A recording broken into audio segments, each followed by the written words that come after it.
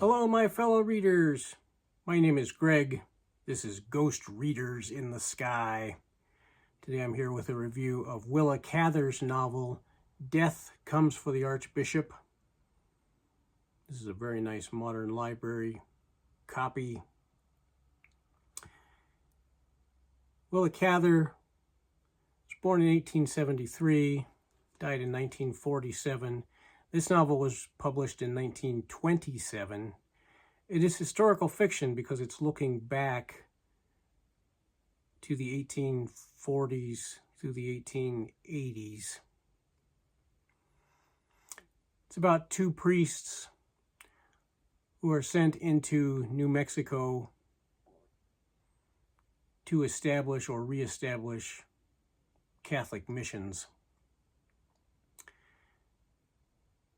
And I like this very much. I was surprised. I don't think about liking books that are focused on religion and religious people, and yet this book really worked for me. There was certainly a role that the worship of God played in the lives of the priests and the lives of the parishioners. But God was not a main character in this book. There was a lot of talk of praying, but it really was about community. It was about coming together and celebrating the ceremonies, which I think is one of the most important parts of organized religion anyway. The ceremonies for births, christenings, baptisms, death, funeral, last rites, marriage celebrations, all of those things that bring people together. And whether it's done in the name of God or in the name of an organized religion, it's really about the gathering together of the community. And that's what this book really shows well, is how the priests, yes, they were driven by their faith in their deity, but it was much more about how they brought people together. The story is based loosely on the lives of two priests who actually were in the New Mexico territory starting in the 1840s or early 1850s. Jean-Baptiste Lamé and Joseph Projectus Machbouf. They knew each other from their early school days, and they went to seminary together, and then they wanted to go to America, and they ended up in Cincinnati. Our character, Jean-Marie Latour, is called to be the Vicar Apostolate. And he calls for his friend, Father Joseph, to come and be the priest with him. So they start off, and the reason that they are reworking some of the missions that already existed is that these missions had been part of Mexico. And after the Mexican-American War and the Gadsden Purchase, a lot of the southwestern U.S., what's now the southwestern U.S., was fully annexed into America and was no longer part of Mexico. So they had been part of the Archdiocese of Durango in Mexico, and now they were setting up a new diocese, not in Old Mexico, but in New Mexico, based around Santa Fe. So they were these French priests who were already in America. but in Ohio. They were sent to the Southwest. Nobody knew how to get to the Southwest from Cincinnati. There were no railroads. This is the late 1840s. So the Santa Fe Trail existed, sort of, but was not well traveled and went through some country inhabited by fairly hostile inhabitants, like the Comanche, who were not happy to have white Europeans in their midst. So Father Jean, he goes all the way down the Mississippi to New Orleans, takes a boat from New Orleans to Galveston, actually gets shipwrecked in Galveston Harbor and loses almost everything that he brought with him except his books. He salvages his books, and then he gets on part of a pack train to go across Texas.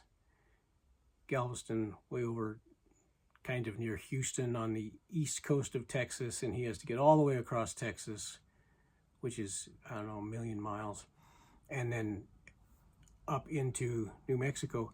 Nobody knows where these places are. They've been part of Mexico. They haven't been well explored and mapped by Americans.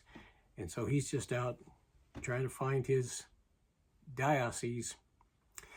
And when he gets to Santa Fe, they say, "We've never heard of you. We've never heard of your," he was a bishop in Cincinnati, and they say, we have never heard of that. We don't have any notices from Rome or anywhere else, so go away. So he has to go to Durango, to what is recognized then as the lead archbishop of that part of the U.S. geography. He has to go to Durango and back with papers to prove that he really did get called to become the bishop in Santa Fe, or the vicar apostolic. And that's a journey, a round trip of 3,000 miles.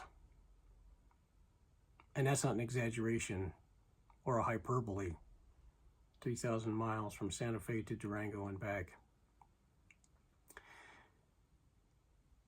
This book is set up in vignettes about Father Jean and Father Joseph and what they are experiencing as they try to serve as priests to the various people spread out across New Mexico and Arizona and eventually up into Colorado.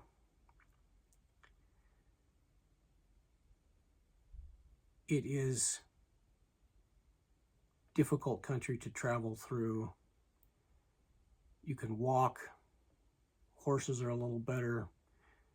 You can take a wagon, but it's difficult to get a wagon through because there are no roads built yet.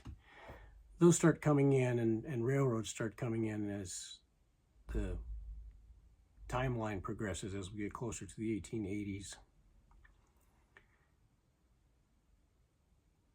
But it's a lot of stories about Father Jean goes to meet the Navajo, and he talks to them, and it talks about his relationship to the Navajo and how they worship.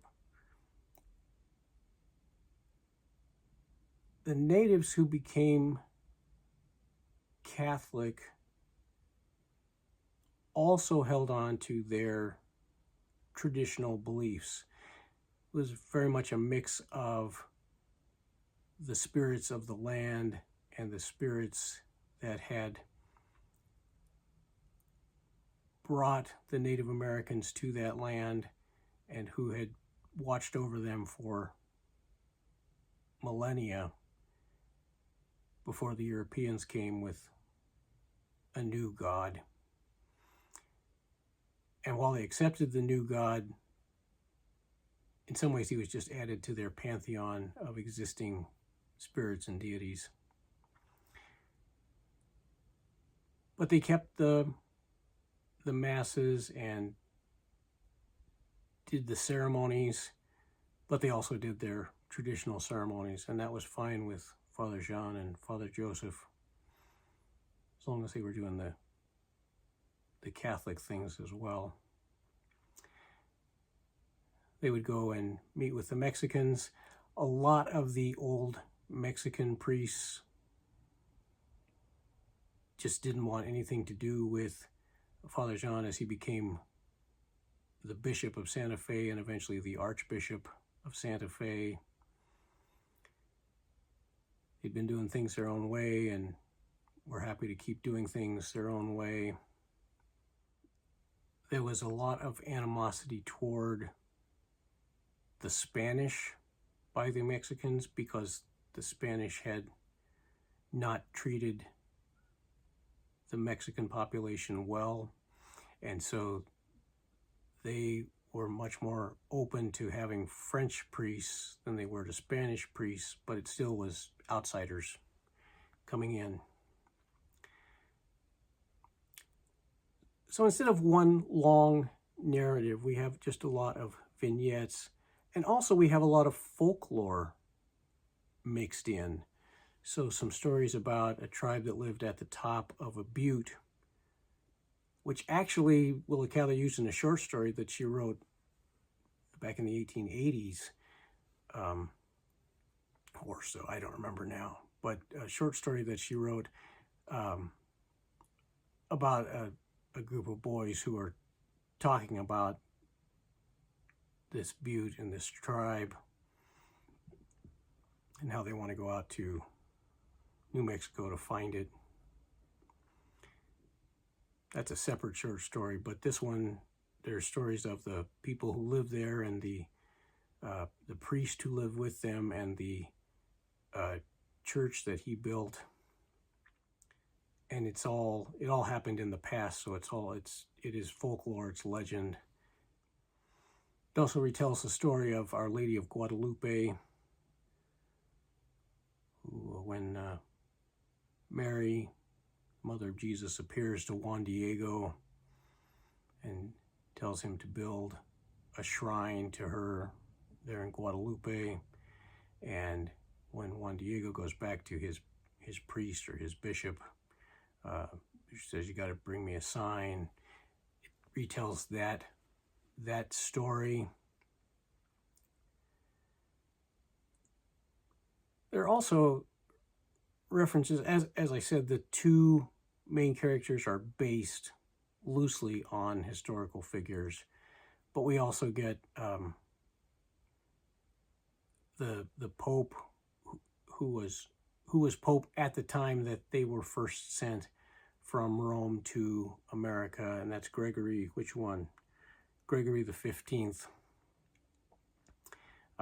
Kit Carson also makes an appearance. Manuelito of the Navajo Nation is referred to. Again, fictionalized versions of these characters, but characters from history who are built into this work of historical fiction loosely based on true fact. I was just really impressed at how this book came together. Of course, it's called Death Comes for the Archbishop, so you can guess what's going to happen. And yeah, we see Father Jean go from the Vicar Apostolic to the Bishop of Santa Fe to the Archbishop of Santa Fe. We see Father Joseph go to Denver after the gold strike at Pikes Peak.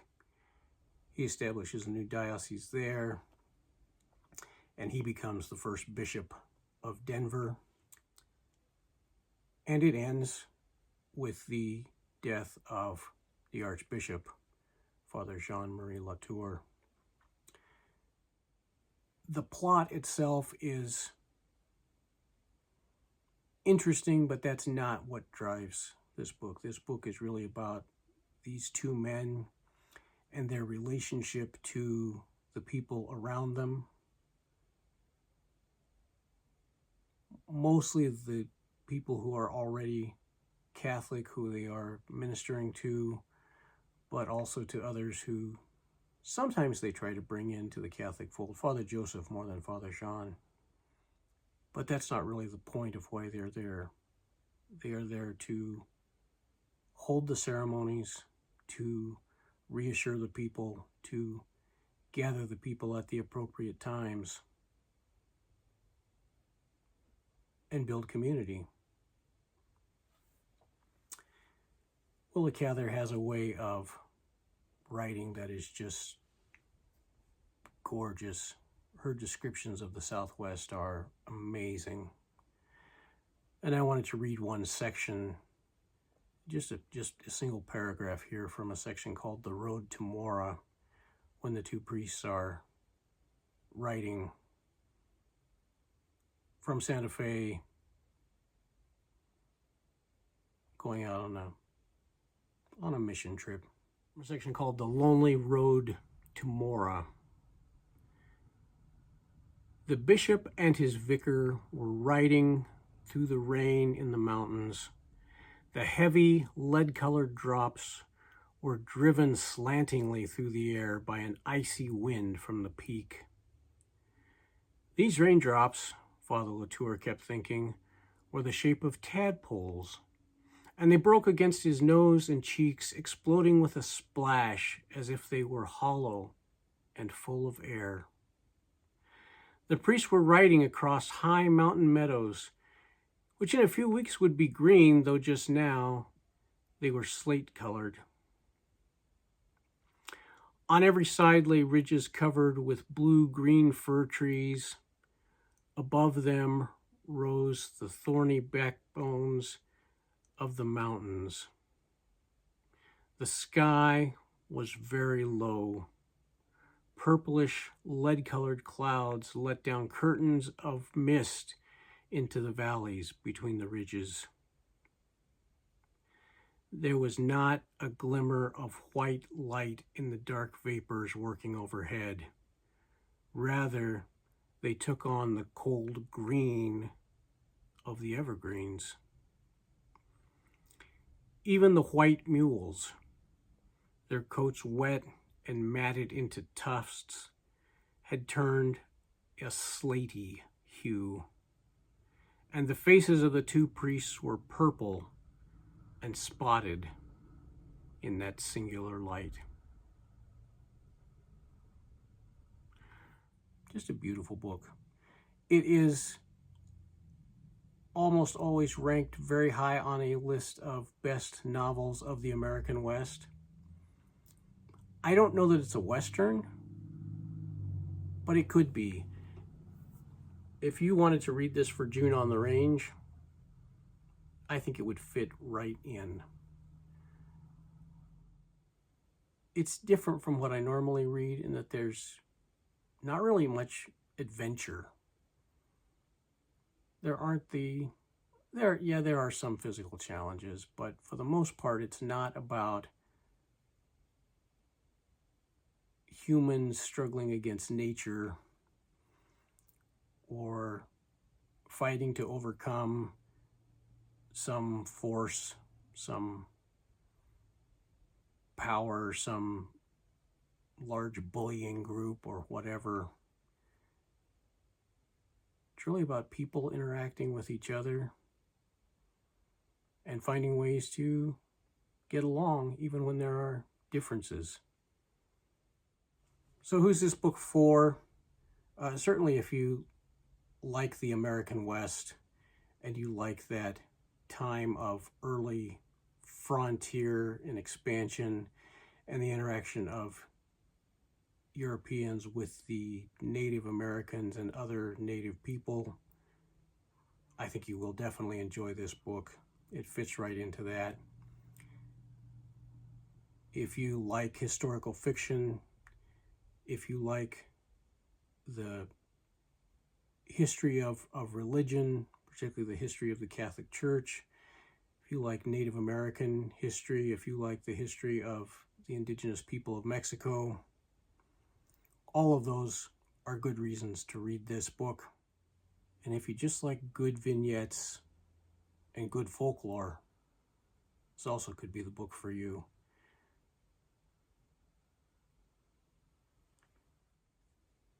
If you like character-driven fiction, if you like fiction based on historical characters, there are a lot of good reasons to read this book. And if it just sounds interesting because of what I've said or what other people have said about Willa Cather or Death Comes for the Archbishop, give it a chance. Thanks so much for